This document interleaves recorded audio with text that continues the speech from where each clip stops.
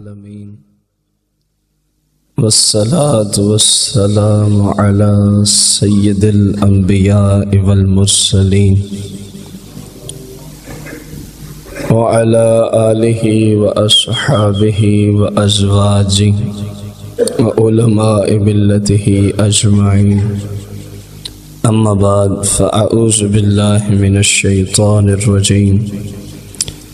بسم الله الرحمن الرحيم.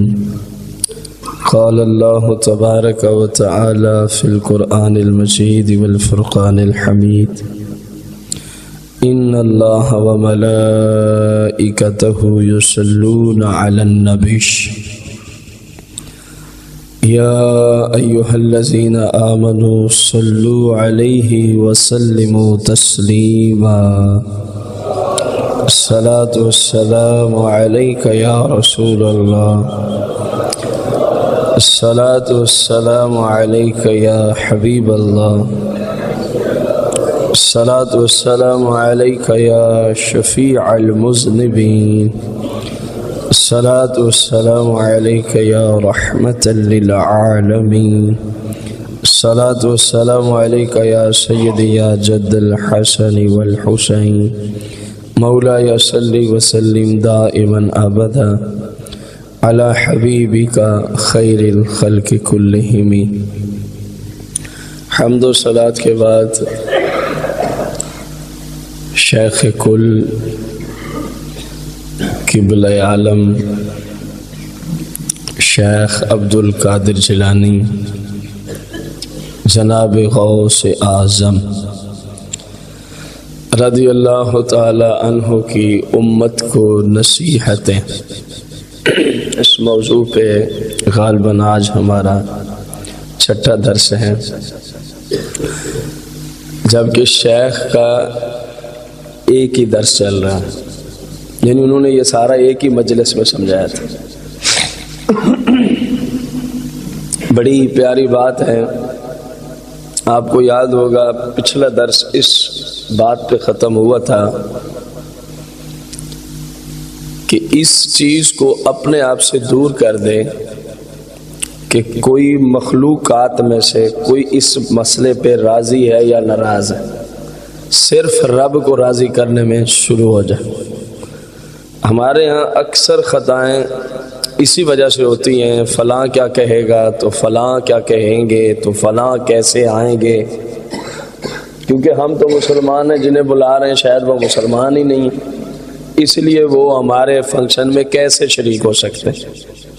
یہودیوں کا ایسا نظام ہو تو وہ شریک ہوتے ہیں۔ تو اس طرح کی ساری کہانیوں کو شیخ اعظم نے ایک ہی جملے میں ذبح کر دیا تھا۔ فرمایا کہ ان چیزوں کو ذہن میں ہی نہ آنے دے کہ کوئی راضی ہوگا، یا ایک ہی جملہ رکھ، میں نے کس کو راضی کرنا ہے، کس کو راضی کرنا ہے۔ فرمایا مخلوق کا تو ذہن میں ہی نہ رکھنا، پھر تیرے ذہن میں یہ خدشات نہیں آئیں گے کون کیا کہے گا اور وہ آئے گا یا نہیں آئے گا۔ جب تیرا ذہن یہی ہے صرف کون راضی ہو جائے، اسی سے آگے، کیونکہ آپ تو ایک ہی جگہ پہ ایک ہی محفل میں آپ نے یہ بیان کیا تھا نا سارا جو ہم پڑھ رہے ہیں۔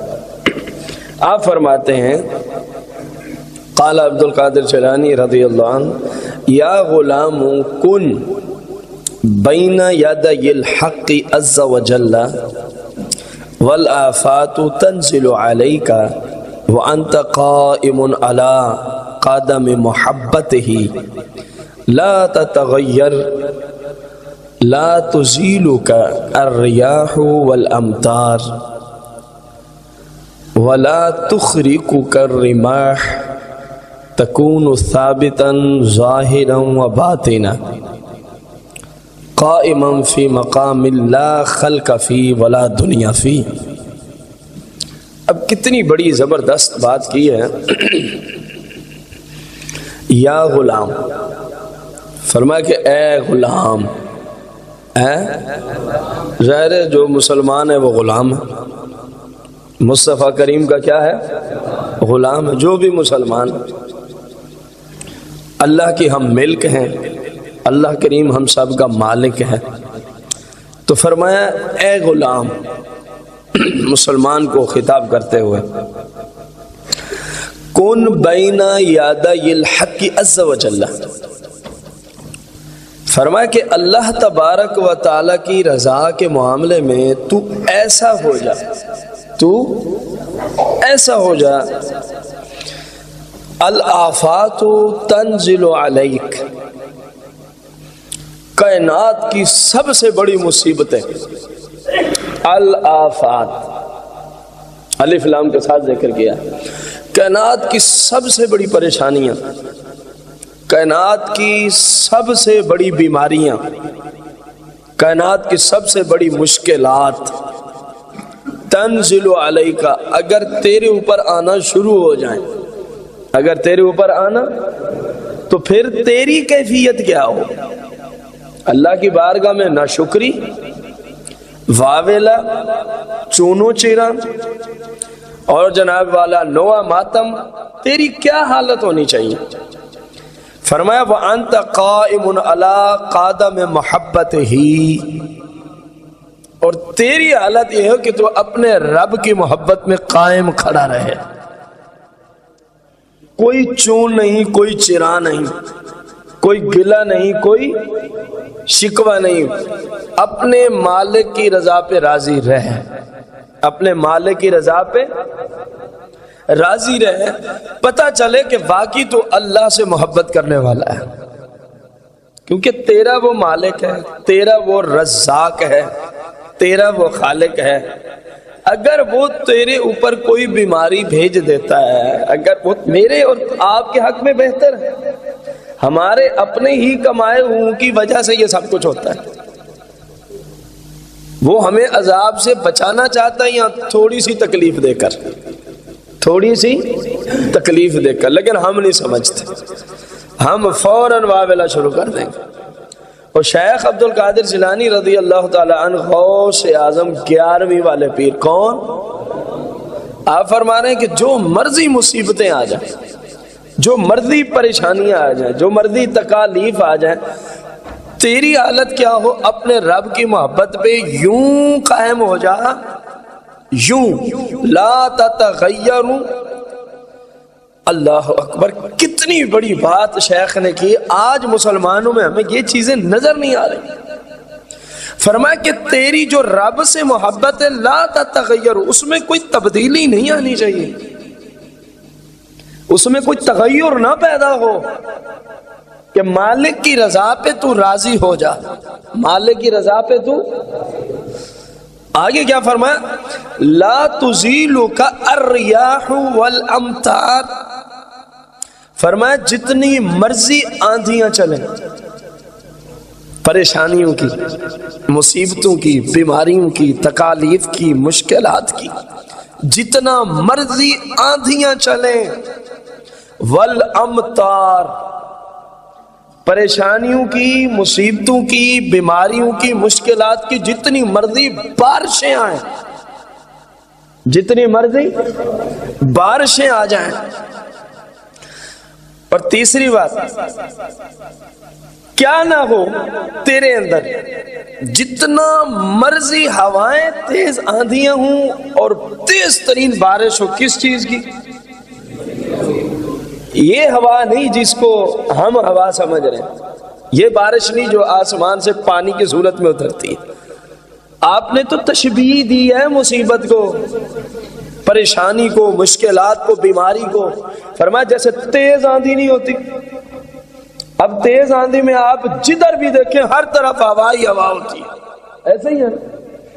تیز ترین بارش میں آپ جہاں کھڑے ہیں اپنی چاروں طرف جدھر بھی دیکھیں گے تو بارش ہے، یہ سمجھا رہے ہیں۔ فرمایا جس طرح تیز آندھی تجھے ہر طرف ہی آندھی ہی نظر آتی، تیز ترین بارش ہر طرف ہی بارش ہی، اگر تیرے اوپر مصیبتوں، پریشانیوں کے جال ایسے بھی آ جائیں جیسے کہ تیز آندھی اور تیز بارشیں ہوتی ہیں، تو پھر بھی لا تزیلو کا، جس جگہ تو رب کی محبت میں قائم کھڑا ہے نا، یہ تجھے وہاں سے ہلا بھی نہ سکے۔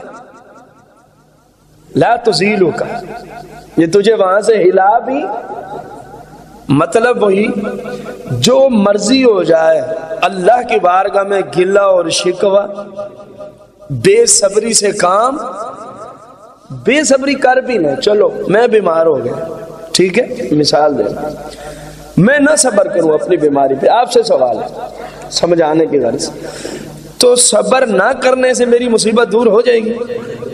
جن کو سمجھ ہے وہی جواب ہے۔ نقصان کیا ہوگا؟ اللہ کریم ناراض ہو جائے گا۔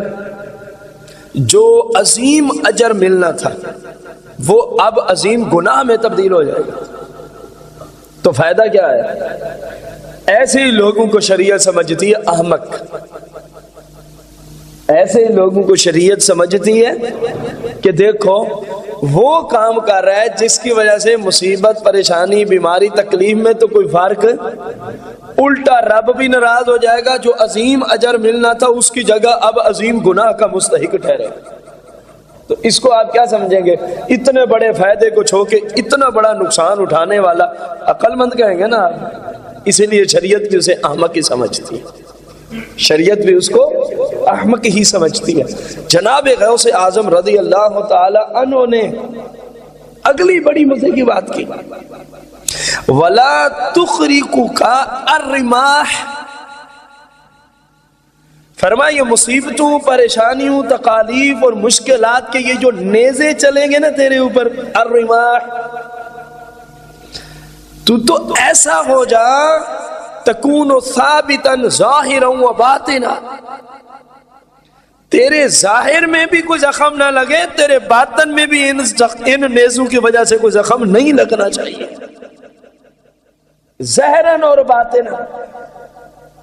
یہ نہیں کہ مخلوق خدا کے سامنے تو کہے یا اللہ میں تیری رضا پہ راضی، مالک کا حکم مان ہی لیا ہے، اور جب تو باطنی دنیا میں جاتا ہے، علیحدہ ہوتا ہے، خلوت میں جاتا ہے جناب، وہاں تیرے گلے شکوے شروع ہو جائے، تو یہ تو ریاکاری ہے، یہ تو ریاکاری ہے کہ مخلوق کو دکھا رہا ہے میں جی اللہ کی رضا پہ راضی، اور جب مخلوق نہیں ہوتی میرے اوپر اتنی مصیبتیں کیوں، باقی مخلوق کم تھی میرے ساتھ ہی، معاذ اللہ اتنے تک لوگ جملے بول دیتے میرے ساتھ ہی یہ زیادتی کیوں۔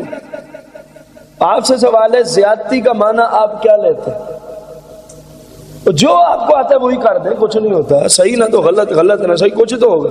ہمارے عرف میں زیادتی کا معنی کیا ہوتا ہے؟ ظلم و ستم، اور ظلم شریعت کی روشنی میں کیا ہے؟ گناہ۔ سرکار علیہ السلام نے فرمایا ظلم قیامت کے اندھیروں میں سے ایک اندھیرا ہے، یعنی ظلم کی وجہ سے بندے کی قبر طریق ہو جاتی ہے، ظلم کرنے کی وجہ سے بندے کی محشر کی زندگی طریق ہو جائے گی، جہنم میں طریقیوں میں جا پہنچے گا، کسی پہ بھی ظلم کرے، سمجھ آئیے، کسی حیوان پہ بھی ظلم کرے تب بھی بات ہے، اور ہم تو انسانوں کا خیال نہیں رکھتے، ہر شعبے میں ظلم ہے۔ جب دوسرے کے ساتھ زیادتی کر رہا ہے اس کو بھی پتہ ہے کہ زیادتی ہے، دو نمبری کر رہا ہے، تو آپ اس کو کیا کہیں گے؟ عدل کے ظلم۔ دیکھ لیں کھانے پینے کی چیزوں تک تو ظلم ہو رہا ہے ہمارے ساتھ، اور ظلم یہ ہے کہ رہتے بھی ہم مسلمانوں کے پاس ہیں، جن سے چیزیں خریدنے جاتے ہیں وہ بھی مسلمان کہلاتے ہیں اپنے آپ۔ شاید کوئی چیز ہو جو ہمیں صحیح ملتی مگر نہ ملاوٹ، دو نمبری۔ اب تو کئی چیزیں ایسی ہیں کہ جو جہاں سے نکلتی تھی ان کا وجود ہی ختم کر دیا گیا ہے، وہ علیحدہ سے کیمیکلز وغیرہ سے وہی چیز بنا کے مارکیٹ میں پیش کی جا رہی ہے۔ تو کیا ان لوگوں نے اللہ کی بارگاہ میں کھڑے نہیں ہونا؟ یہ لوگ کیا سمجھتے ہیں آج 5-10 ہزار روپے اگر تو ایک دن کا کما لے گا یہ تجھے اللہ کے عذاب سے بچا لے گا؟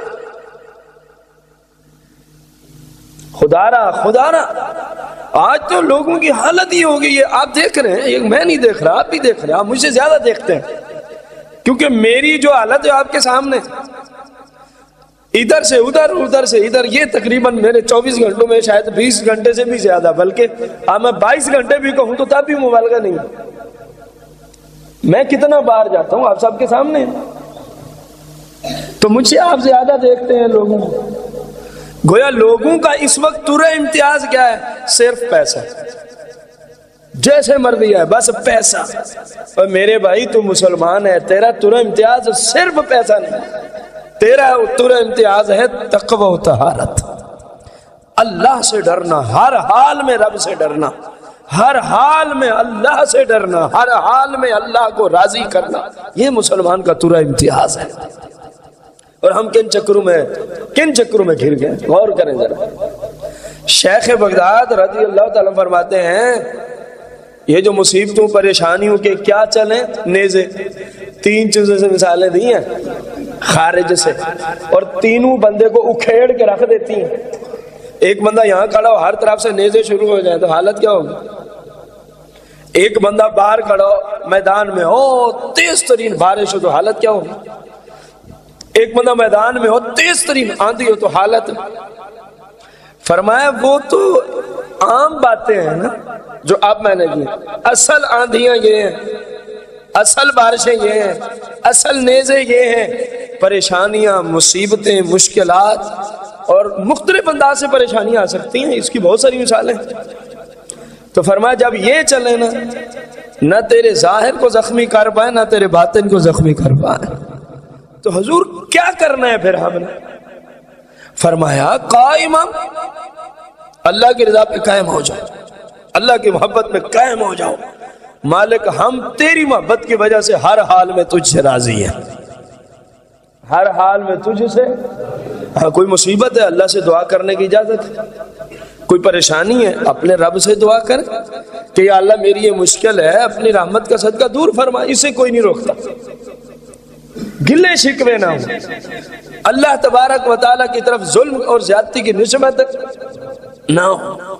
ایک بوڑھا شخص مر گیا، بوڑھا شخص 100 سال کا زندہ ہے گھر میں، اور 25 سے 30 سال کا نوجوان اسی گھر میں مر جائے، تو اکثر یہ جملہ آپ نے بھی سنا ہوگا، یہ ناانصافی ہوئی ہے۔ جس نے مرنا تھا وہ زندہ پڑا ہے، ہمارے ذمہ لگا ہوا ہے، نہ سونے دیتا، ظاہر کھانسی بھی ہوگی۔ بوڑھا جو ہو گیا اس کی نیند کا نظام ہی کچھ اور ہے، ہماری اور آپ کی جوانی کے عالم میں نیند کا نظام کچھ اور ہے، یہ ہمارے آرام میں خلل ڈال رہا ہے، یہ ہو رہا ہے، یہ وہ ہو رہا ہے، ذمہ لگا ہوا ہے، یہ مرتا نہیں ہے، ناانصافی ہے۔ تو ناانصافی کا معنی بھی تو ظلم۔ اور جب بندہ کرے ان چیزوں کی نسبت اپنے رب کی طرف، تو پھر وہ سمجھتا ہے میں ابھی بھی ہوں مسلمان، وہ سمجھتا ہے میں ابھی بھی ہوں مسلمان۔ بلکہ میں نے تو چھوٹی بات کی ہے، وہ اپنے آپ کو ایسا عاشق رسول سمجھتا ہے، شاید 1400 سال میں ایسا کوئی دعوے دار ہمیں نظر ہی نہ آئے کہ ابھی عاشق رسول کھڑے ہیں، رب کو کہہ رہے ہیں رب نے ہمارے ساتھ ظلم کیا ہے۔ اور جو کہے فلاں نبی ظالم ہے تو وہ کون ہے؟ بولے نا، جو کسی نبی کو کہے نبی ظالم ہے، آپ سے سوال کر رہا ہوں آپ کا ایمان کیا کہتا ہے جو نبی کو ظالم کہے وہ مسلمان ہے؟ تو جس نے نبیوں کے بھی خالق کو ظالم کہہ دی، انبیاء کا بڑا مقام ہے لیکن رب کے نیچے ہی ہے، یعنی رب اتنی اونچی ذات ہے، اتنا اونچا مقام رکھتا ہے کہ ایک ہی جملہ اس کے لیے ہمیں شریعت نے دیا ہے کہ وحدہ لا شریک، فرمایا اس جیسا کسی صورت نہیں ہو سکتا، وحدہ لا شریک۔ تو اس کی مخلوق کے بارے میں جملے بولنے ظلم کے، تو آپ کہیں بندہ کافر؟ کبھی سوچا ہے جب رب کو یہ جملہ بندہ بول رہا ہو، فلاں جناب سکون سے کرسی پہ بیٹھا ہے، 5 لاکھ روپے مہینہ کما رہا، ہم سارا دن مزدوری کرتے ہیں، 500-700 روپے ملتا ہے، زیادتی نہیں ہے، ظلم نہیں ہے ہمارے ساتھ، تو کیا یہ لوگوں کی زبان ہے؟ تجھے کیا پتا کہ تیرے حق میں یہ 500-700 روپیہ کتنا نفع مند ہے؟ تجھے تو نہیں پتا، یہ تو میرا اور تیرا مالک جانتا ہے کس کو کیا دینا۔ ہم تو مال کو ہی اللہ کی محبت کا ذریعہ سمجھے ہوئے ہیں، اور شریعت کہہ رہی ہے جس کو وہ ہلاک کرنا چاہتے ہیں اس کو مال کی دولت کی ریل پیل میں مبتلا کر دیتا ہے، شریعت یہ کہتی ہے۔ جس کو وہ ہلاک کرنے کا ارادہ فرماتا ہے اس کو دنیا داری میں ٹھوس کے رکھ دیتا ہے، مرتا رہے ادھر ہی۔ ہم نے اسی کو رب کی محبت اور رب کے راضی ہونے کا معیار سمجھ رکھا ہے۔ ایسے ہے کہ نہیں؟ ایسا نہیں ہے، یہ غلط نظریہ ہے کہ دولت مند سے اللہ راضی ہے۔ ہاں، اس دولت مند سے اللہ راضی ہے جس نے سارا پیسہ حلال سے اکٹھا کیا، جو نادر الوقوع ہے آپ کے زمانے میں، سارا پیسہ حلال سے، اور الف سے لے کر یا تک شریعت کے جتنے اس کے مال پہ حقوق ہیں وہ سارے حقوق بھی ادا کرتا ہے۔ اب اس کو کہے کہ ٹھیک ہے اللہ کی رضا ہے، اور میرے آقا نے فرمایا اتنے جملے بولنے کے، یہ بخاری کی حدیث میں پیش کر رہا تھا کہ جن کو ہلاک کرنے کا ارادہ فرما لیتا ہے ان کو دولت کی ریل پیل میں دھکے دیتا ہے، اپنے آپ سے دور کر دیتا ہے۔ یہ تو سمجھتا ہے میں بڑا آدمی ہوں، میں نماز نہیں پڑھتا، تجھے کیا پتا ہے؟ تو ایسا بے عقل ہے، ایسا منحوس ہے، رب تجھے اپنی بارگاہ میں جھکنے ہی نہیں دیتا۔ تو کہتا ہے میں بڑا آدمی ہوں، میں نماز ہی نہیں پڑھتا۔ بڑا آدمی وہ ہے جو اللہ کی بارگاہ میں جھکنے والا ہے، بڑا انسان وہ ہے جس کو رب اپنی بارگاہ میں آنے کی توفیق بخشتا ہے۔ یہ اللہ کا شکر ادا کیا کرو کہ مالک ہمیں جھکنے کی توفیق دے رہا ہے، ورنہ میں اور آپ کیا ایک لمحے کے لیے وہ ہمیں چھوڑ دے تو ہم تو ہلاک ہو جائیں۔ یہ اس کا سارا کرم ہے، نظام چل رہا ہے، اس کا سارا کرم ہے، نظام چل رہا ہے۔ تو انشاءاللہ الرحمن ہم اپنے شیخ محقق جن کے علم میں بھی کوئی شک نہیں ہے، غوث اعظم، جن کے عالم ہونے میں بھی کسی مسلمان کو شک ہے، اور جن کے نیک بندہ ہونے میں بھی کسی مسلمان کو شک ہے، اور جن کے ولیوں کے سردار ہونے میں بھی کسی مسلمان کو شک ہے، تو انشاءاللہ کوشش کریں گے شیخ جو ہمیں بتا رہے ہیں قرآن و حدیث سے ہی بتا رہے ہیں، انشاءاللہ ہم اپنے شیخ کی بات پہ عمل پیرا ہوں گے، جو مرضی ہوتا رہے گا، رب کی رضا پہ انشاءاللہ راضی رہیں گے۔ اگلی بات سنیں، بڑی پیاری بات کی ہے شیخ عبد القادر جیلانی رضی اللہ تعالی عنہ نے، ذرا سمجھنے کی کوشش کرنا، وقت بہت قلیل ہوتا ہے، میں اس کی زیادہ تفسیر پیش نہیں کر سکتا، آپ کوشش کریں سمجھنے کی۔ کتنی مقدس گفتگو کی ہے شیخ عبد القادر جیلانی رضی اللہ تعالی عنہ نے۔ آپ فرماتے ہیں اے میرے بھائی، اے میرے، یہ روایت ہے، یہ روایت ہے انہو قال وافق اللہ عز وجل فی الخلق ولا توافق الخلق فی اللہ۔ کیا مطلب ہے؟ فرمایا کہ مخلوق کے متعلق اللہ عز و جل کی موافقت کرو، یعنی مخلوق کو وہاں تک رکھو کہ جہاں تک رب راضی رہتا ہے۔ اللہ کی موافقت اسی میں ہے نا کہ آپ وہ کریں جس پہ اللہ، اور اگر وہ نہ کریں، اللہ کی نافرمانی کریں، اللہ کی موافقت ہوگی یا مخالفت ہوگی؟ مخالفت ہوگی۔ آپ کو پتہ ہی ہے اس جملے کا۔ فرمایا مخلوق کو صرف اپنے ساتھ اتنی دیر تک رکھنے کی اجازت ہے، اس حد تک رکھنے کی اجازت ہے کہ رب کی شریعت نہ ٹوٹنے پائے۔ جو تیرے ساتھ چلتا ہے تو ٹھیک ہے، اچھی بات ہے، لیکن تو نے موافقت اپنے رب کی کرنی ہے۔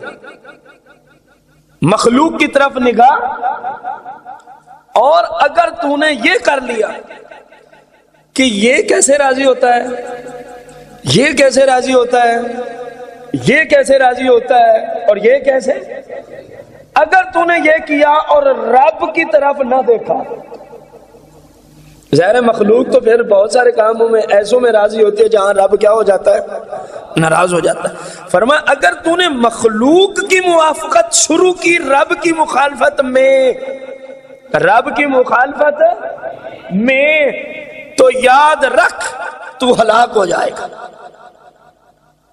مزید آسان کرتے ہیں، شیخ عبد القادر جیلانی رضی اللہ تعالی عنہ فرماتے ہیں یار تو صرف اللہ کو راضی کرنے میں لگا رہا، جو اس صورت میں تیرے ساتھ جڑ جائے تو اس کو کہ آ جاؤ۔ تو نے کیا کرنا ہے؟ بلند آواز سے اللہ کو راضی کرنے والے کام کرنے، بلند آواز سے کیا کرنے ہیں؟ شیخ عبد القادر جیلانی رضی اللہ تعالیٰ فرماتے ہیں اللہ کو راضی کرنے والے کاموں میں جو تیرے ساتھ چلے، تو جتنا تو پھیلا سکتے ہے اپنے آپ کو، ان کو آ جاؤ یار، آ جاؤ، کسی کو پیچھے نہیں کرنا اللہ کو راضی کرنے والے کاموں میں۔ فرمایا جو جڑتا ہے جڑ جائے۔ اب سننا، جو جڑتا ہے اس صورت میں تجھ سے جڑ جائے، اور ان کا سامن ان کا سر، فرمایا جو ٹوٹتا ہے اس کو تو بھی توڑ دے۔ جو اس لیے تجھ سے ناراض ہوتا ہے کہ تو اللہ کی فرما برداری والا کام کیوں کر رہا ہے، تو نے یہاں اللہ کی نافرمانی کیوں نہیں کی، میں اس لیے سائیڈ پہ ہوں۔ فرمایا اس کو کہے بھائی تو سائیڈ پہ ہی رہ۔ ہے پیاری نصیحت کے نہیں؟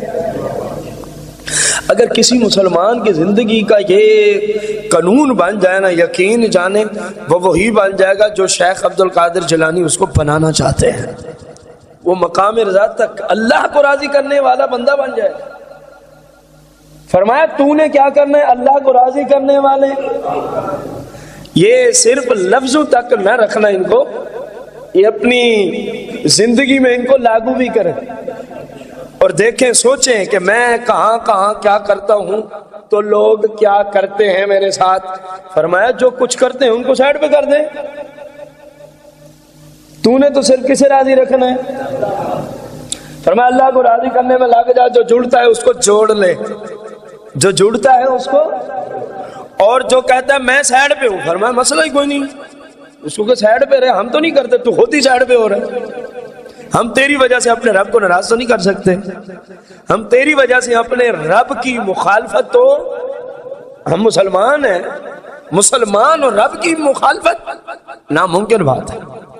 لیکن جب آپ اپنی زندگی میں سوچیں گے نا، پوری زندگی کی بات میں نہیں کرتا، جو ہو گیا اللہ سے معافی مانگ لیں، آج سے سوچنا شروع کر دیں، انشاءاللہ اب تک وہ طہارت کی منازل طے کرنا شروع کر دیں گے۔ آج سے شروع کر دیں، فلاں کام میں اللہ کی مخالفت ہے چھوڑ دی، فلاں میں اللہ کی مخالفت ہے چھوڑ دیا، فلاں میں اللہ کی ناراضگی ہے چھوڑ دیا، فلاں میں اللہ کی ناراضگی ہے، اور شاید جملے بھی بول رہے ہیں یا اللہ تیری وجہ سے چھوڑے، تیری وجہ سے۔ پھر دیکھ تو صحیح رب کیسے اپنی برکات کے اور اپنے رموز و اسرار کے خزانے تیرے اوپر کھولتا ہے۔ لیکن ہماری عادت بن چکی ہے کہ ہم صرف سننے تک محدود ہو گئے، صرف سنتے ہیں، اور میں سمجھتا ہوں ایسا کلام سننا بھی بہت بڑی ہمت کی بات ہے۔ ہمارے زمانے میں جہاں پہ ہمیں لوگوں نے آ کھڑا کیا ہے، اس سٹیج پہ ایسا کلام سننا ہی بہت بڑی توفیق کی بات ہے، میں یہ سمجھتا ہوں۔ وگرنہ تو لوگ جناب ایسی باتیں، اتنی سخت باتیں ہو رہی ہیں۔ اب یہ آپ بتائیں اس میں کون سی سختی ہے؟ اللہ کو راضی کرنے پہ سارا درس چل رہا ہے، تو اگر ہم نے اللہ کو راضی نہیں کرنا تو آپ سے سوال ہے آپ دنیا میں کیا کرنے آئے؟ آپ سے سوال ہے، قرآن مقدس کی روشنی میں جواب ہو یا حدیث مبارکہ کی روشنی میں۔ اللہ کو راضی کرنے ہی آئے اور کیا کرنے ہیں؟ فرمایا جو جڑتا ہے جو ٹوٹتا ہے،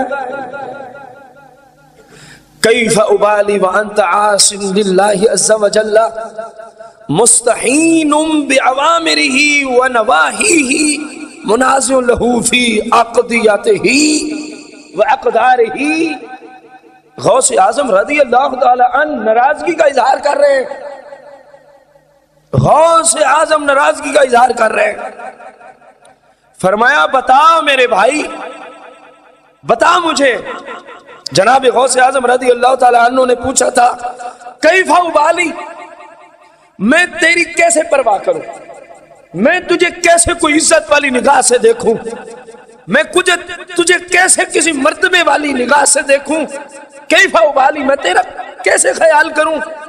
حال تو تیرا یہ ہو چکا ہے وَأَنْتَ عَاصٍ لِلَّهِ عَزَّ وَجَلَّ، تو اللہ کا نافرمان بن گئے، اب بھی کہتے ہیں غوث اعظم عزت سے نہیں دیکھتے؟ عاصم للہ عز وجل، تو رب کی نافرمانی کرتا ہے، ابھی کہتا ہے مجھے عزت نہیں مل رہی، ابھی کہتا ہے مجھے درجے نہیں مل رہے، ابھی کہتا ہے مجھے مقام نہیں مل رہے۔ تو معلوم ہوا پیران پیر کی زبان اقدس سے جس نے کوئی اللہ رسول کی بارگاہ میں درجہ مقام عزت پانی ہے تو پھر اس کو کیا کرنا ہوگا؟ اپنے رب کی فرما برداری میں زندگی کو بسر کرنا ہوگا۔ شیخ فرمایا تیری پرواہ کوئی کیا کرے گا جب تو رب کا ہی نافرمان ہو گیا۔ اور اگلی بات معاشرے والوں غور سے سننا، اگر میں کہتا تو باہر جا کے آپ میرے خلاف ضرور بولتے کہ اس قدر معاشرے کی حالت اور اتنی سخت بات کہہ دی ہے۔ اگر بات وہ کرے جو اپنے نانے کی مرضی کی سوا بولتا ہی نہیں ہے تو پھر اپنے آپ کو ملامت کرنی چاہیے جس میں وہ پرابلم ہو۔ جملے سننا، پہلے آپ مسئلہ سمجھ لیں پھر آپ کو وہ عبارت سمجھ آئے گی۔ اللہ کے اوامر اور اللہ کی نواہی، اس کا ذکر آ رہا ہے۔ یہ کیا ہے؟ جن جن کاموں کے کرنے کا اللہ نے ہمیں حکم دیا ان کو اللہ کے اوامر کہا جاتا ہے، اور جن جن کاموں سے اللہ نے مخلوق کو کیا کیا ہے اس کو اللہ کی نواہی کہا جاتا ہے۔ اب غور کرنا، شیخ عبد القادر جیلانی کیا فرماتے ہیں؟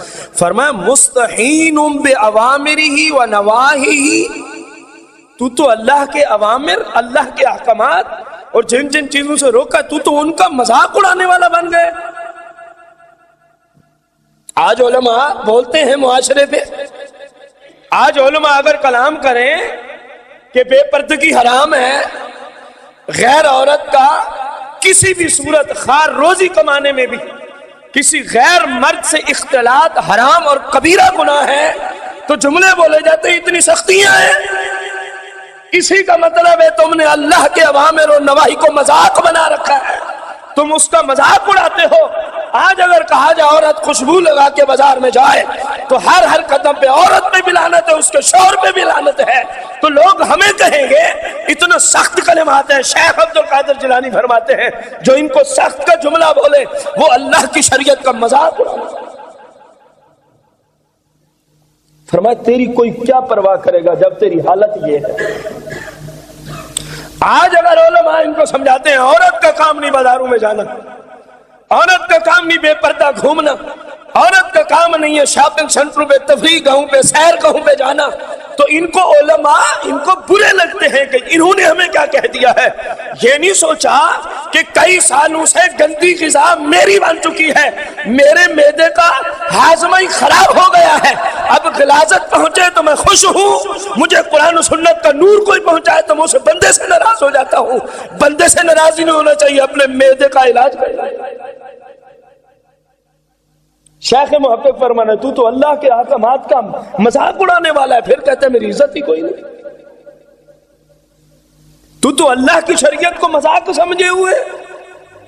یہاں لوگوں کی شادیاں ہوتی ہیں، وہ کہتے ہیں شادی ہے سب کچھ جائز، یہ جملے گویا شادی ہے اس پہ حرام بھی جائز ہو گیا ان کے نزدیک، جو حرام کو حلال کہے آپ کے نزدیک وہ کیا ہے؟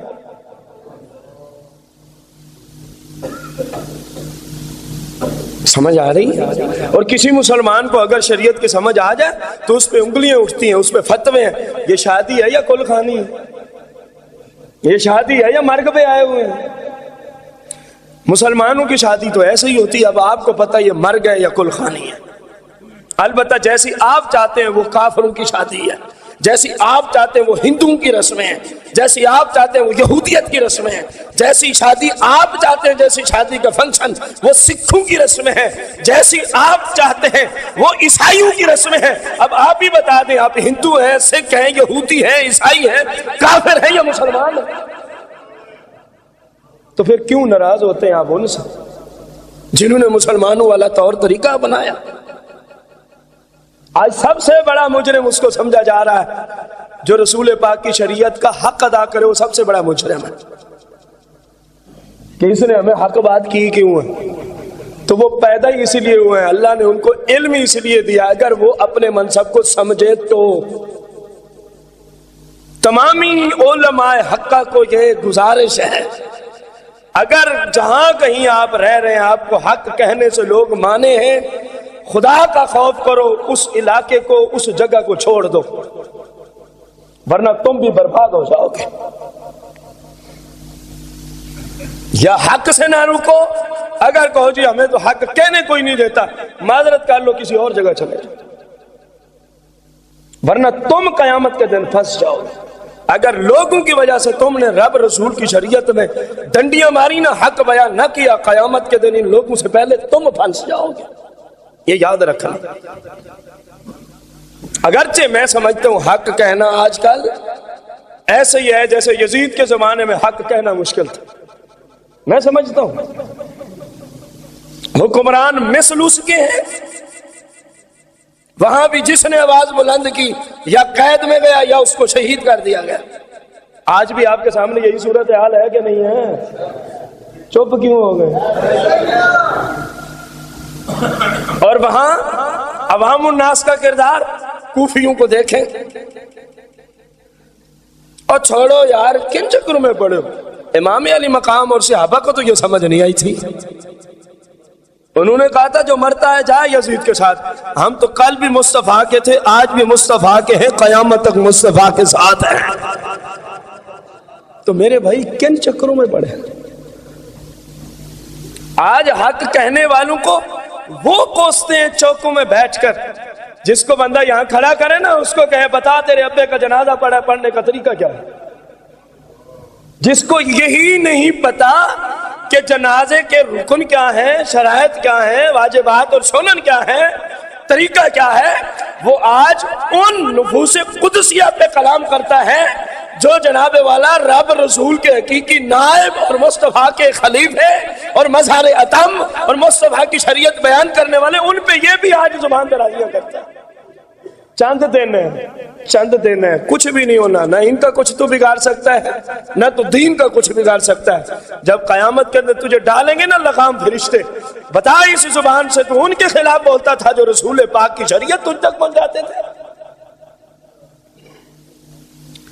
ورنہ یہ کافروں سے جنگیں کیوں ہوتی رہیں؟ یہی تو مسئلہ تھا سارا۔ وہ کہتے تھے شریعت دبی رہے، مصطفیٰ نے فرمایا جہاد بھی کرنا پڑا تو کریں گے، شریعت کو تخت پہ لانا ہے۔ شریعت دبنے کے لیے نہیں ہے، شریعت اٹھنے کے لیے آئی ہے، شریعت پروان اور عروج چڑھنے کے لیے آئی ہے، شریعت پروان اور عروج۔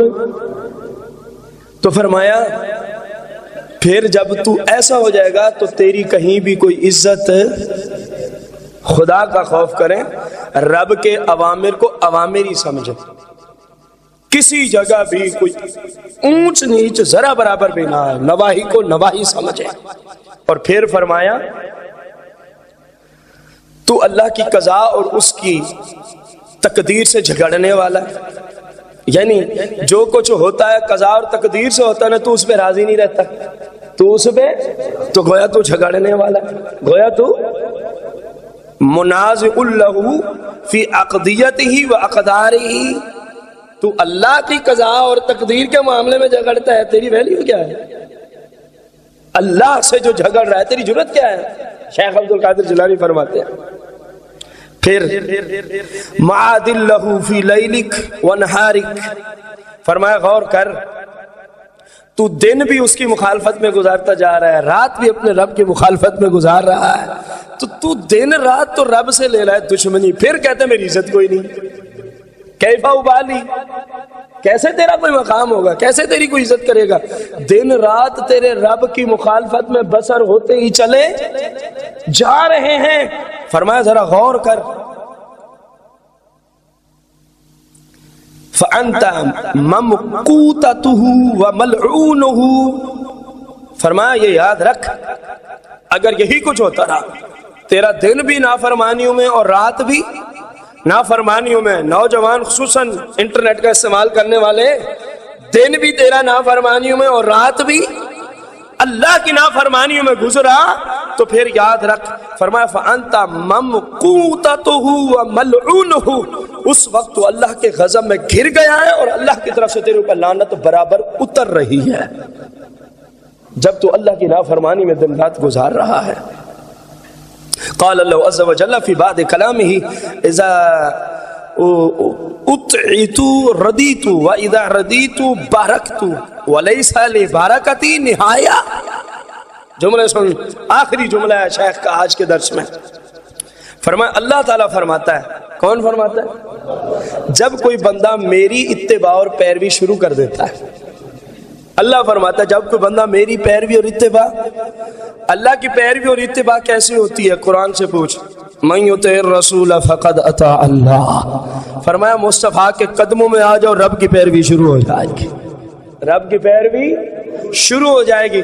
یہ جملے بولنا ایسی حالت میں مجبوری ہوتی ہے، بہت سارے ایسے بھیڑیے ہیں انسانی شکل میں جو آپ کو کہتے ہیں ڈائریکٹ اللہ، قرآن کہتا ہے ڈائریکٹ اللہ نہیں ملتا، من یطع الرسول فقد اطاع اللہ، پہلے رسول پھر اللہ، رسول کی بارگاہ میں پہنچو گے وہ پکڑ کے اللہ تک پہنچا دیں گے۔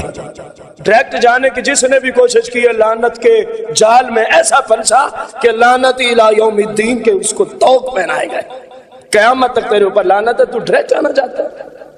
انبیاء میں نے اپنے خلفاء کس لیے بھیجے؟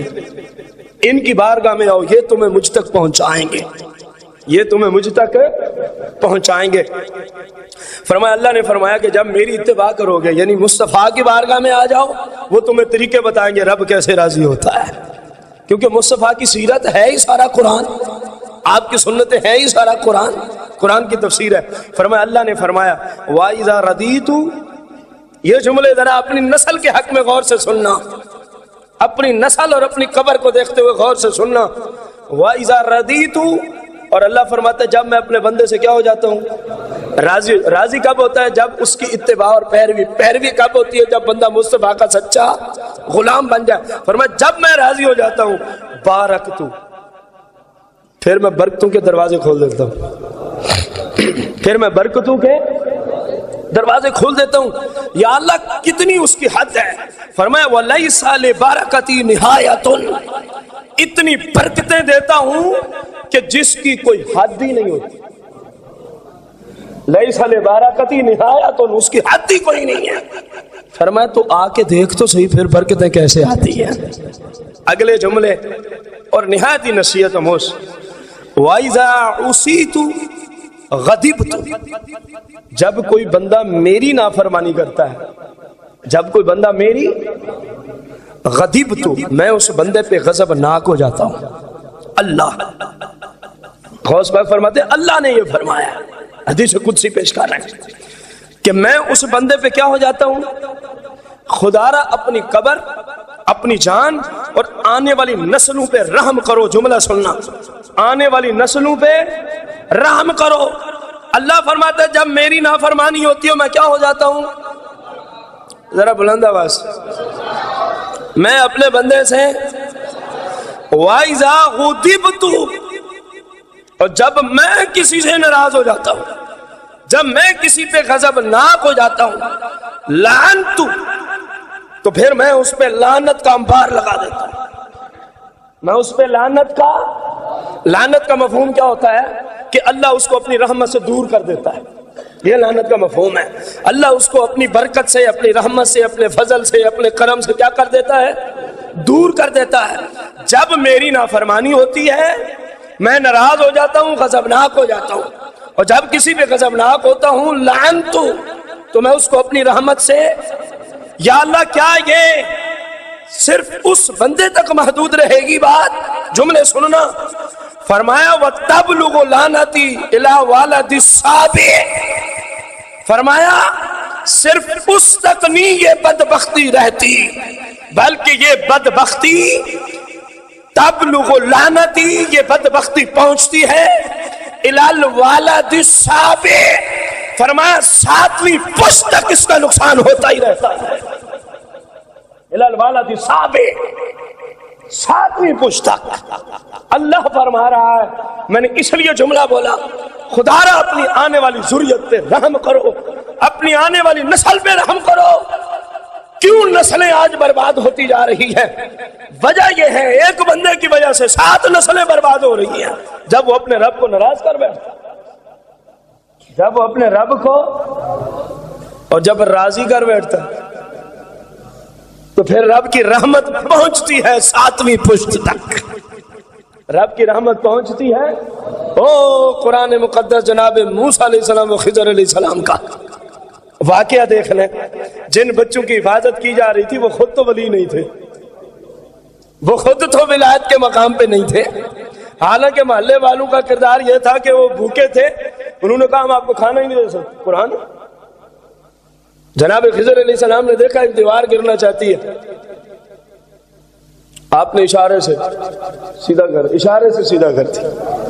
موسیٰ علیہ السلام نے فرمایا حضور عجیب بات ہے، یہ ہمیں شام کا کھانا نہیں دیتے، ہم مسافر ہیں، آپ نے بغیر اجرت کی سیدھی کر دی، چاہتے تو آپ اس میں اجرت لے سکتے تھے، شرعاً جائز بھی تھا۔ تو آگے جناب خضر علیہ السلام نے جواب دیا حضور قبلہ یہ بہت نیک ہیں، ان کی جو والد ہے نا وہ بہت نیک ہے، ان کا والد مفسرین نے لکھا 7ویں پشت میں جو والد تھا وہ بہت نیک تھا۔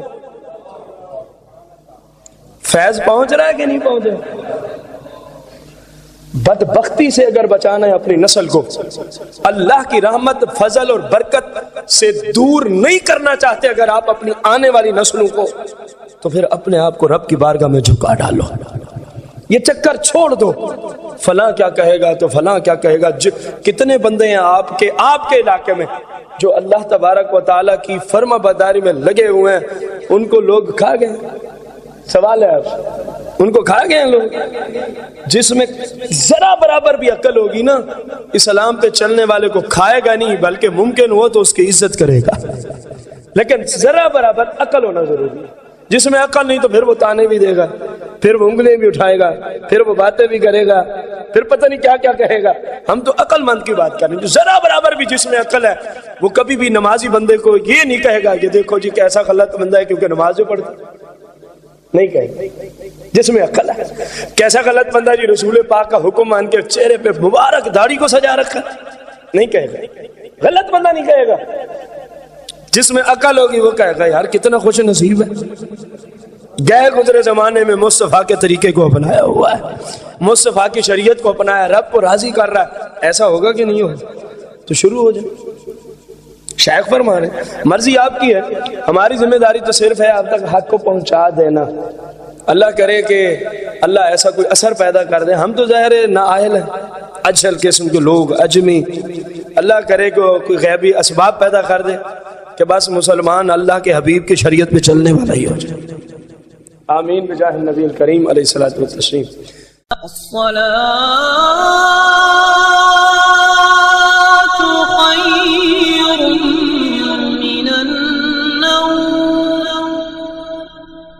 الصلاة